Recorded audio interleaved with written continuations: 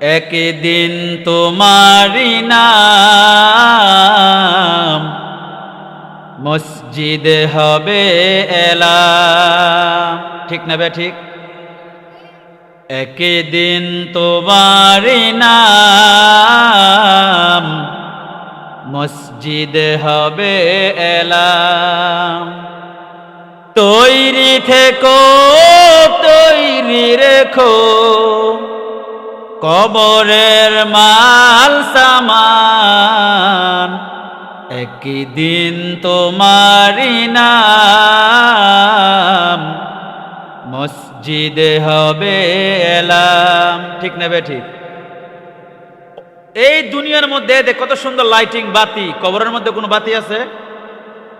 কেউ বাতি দিচ্ছে আজ পর্যন্ত দেখছেন কোনোদিন? এটা কোন জগৎ?